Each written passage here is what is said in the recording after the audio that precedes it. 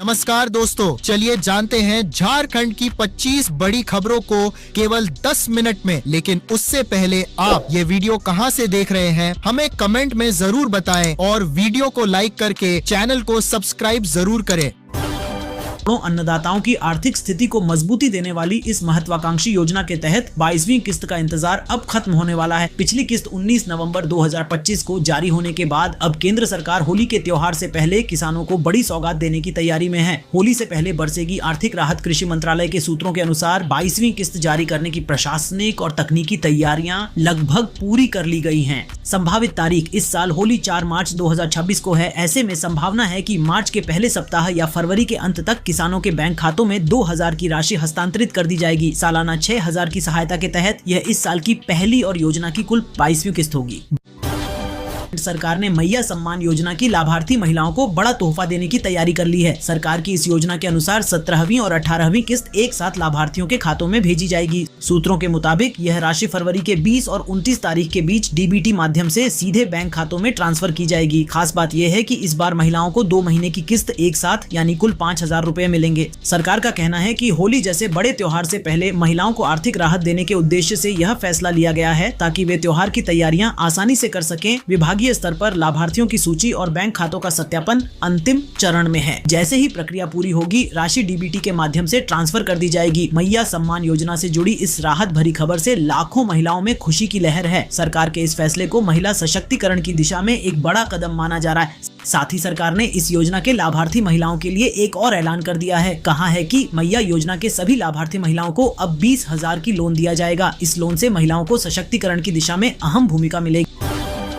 खंड समान तकनीकी रूप से मजबूत बनाने के वास्ते शासन ने बड़ा कदम उठाया है। राशन कार्ड वितरण अब स्मार्ट कार्ड के माध्यम से होगा। इससे चोरी चकारी रोके जाने का दावा किया जा रहा है। वही वितरण प्रणाली पारदर्शी, सुरक्षित और तकनीक आधारित होने से लाभार्थियों को सुविधाजनक सेवा मिलने का भी दावा जानकार कर रहे हैं। सरकारी आदेश के अनुसार स्मार्ट राशन कार्ड उपलब्ध कराने की प्रक्रिया पूर्ण रूप से पारदर्शी होगी। ई निविदा प्रणाली के माध्यम से महा टेंडर पोर्टल पर प्रक्रिया की जाएगी। खरीद प्रक्रिया के लिए उद्योग, ऊर्जा और श्रम विभाग द्वारा निर्धारित नियमों का पालन करना आवश्यक है। योजना के क्रियान्वयन हेतु 48 करोड़ खर्च को स्वीकृति दी गई है।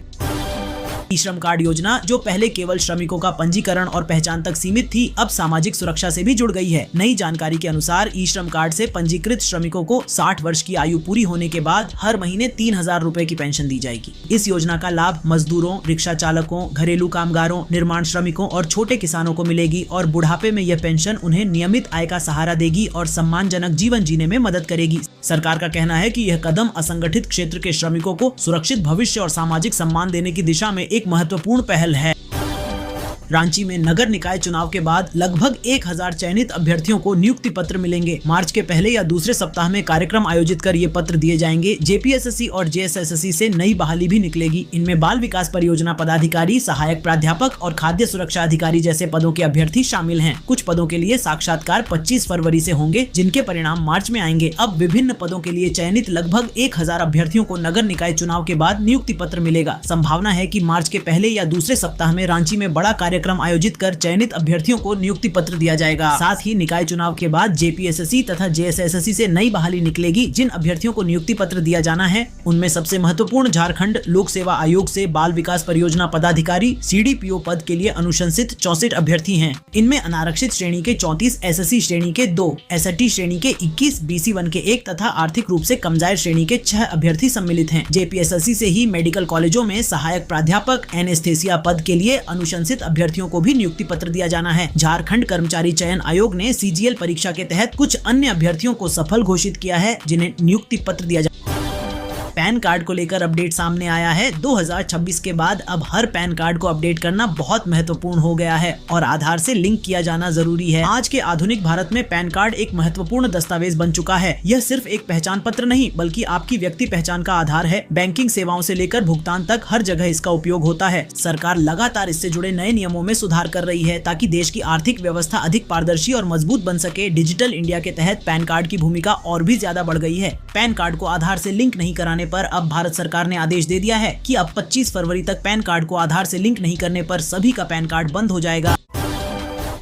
फिर से बदलेगा मौसम का मिजाज, छाए रहेंगे बादल, 2 दिनों तक बने रह सकती है ऐसी ही स्थिति। 24 को 13 जिलों में हो सकती है बारिश। पश्चिमी विक्षोभ के प्रभाव से एक बार फिर झारखंड और आसपास के राज्यों में मौसम बदलने की संभावना है। राज्य में गुरुवार को आंशिक रूप से बादल छाए रहेंगे। मौसम विभाग के अनुसार अगले 2 दिनों तक मौसम ऐसी स्थिति बनी रह सकती है। दोस्तों, ये वीडियो कहां से देख रहे हैं हमें कमेंट में जरूर बताएं और वीडियो को लाइक करके चैनल को सब्सक्राइब जरूर करें।